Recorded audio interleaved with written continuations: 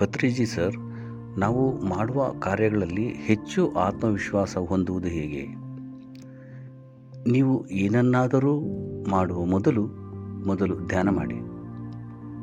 ಆಗ ಆಟೋಮೆಟಿಕಲಿ ಆತ್ಮವಿಶ್ವಾಸ ಎಂಬುದು ಬರುತ್ತದೆ. ಧ್ಯಾನವು ಅವಶ್ಯಕವಾದ ಶಕ್ತಿ ಮತ್ತು ಅವಶ್ಯಕವಾದ ಬುದ್ಧಿವಂತಿಕೆಯನ್ನು ಕೊಡುತ್ತದೆ. ನಿಮ್ಮಲ್ಲಿ ಶಕ್ತಿ ಕೊರತೆ, ಬುದ್ಧಿವಂತಿಕೆ ಕೊರತೆ ಇದ್ದಾಗ ನೀವು ಆತ್ಮವಿಶ್ವಾಸವನ್ನು ನಿರ್ವಹಿಸಲು ಸಾಧ್ಯವಿಲ್ಲ. ಸತ್ಯ ಎನ್ನುವುದು ಸಿಹಿಯಾದುದು, ಕಹಿಯಾದುದಲ್ಲ. ಅಸತ್ಯ ಎನ್ನುವುದು ಕಹಿಯಾದುದು. ಕೆಲವು ಸಮಯದಲ್ಲಿ ಸತ್ಯ ಕಹಿ ಎನಿಸುತ್ತದೆ, ಅದು ಮನಸ್ಸಿನಿಂದ ಯೋಚಿಸಿದಾಗ.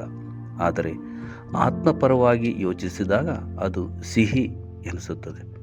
ಮನಸ್ಸು ಯಾವಾಗಲೂ ಸತ್ಯಕ್ಕೆ ವಿರುದ್ಧ, ಅದಕ್ಕೆ ಸತ್ಯವು ಕಹಿ ಎನಿಸುತ್ತದೆ. ಆದರೆ ಆತ್ಮ ಹೇಳುತ್ತದೆ ಸತ್ಯವು ಸಿಹಿಯಾದುದು ಎಂದು.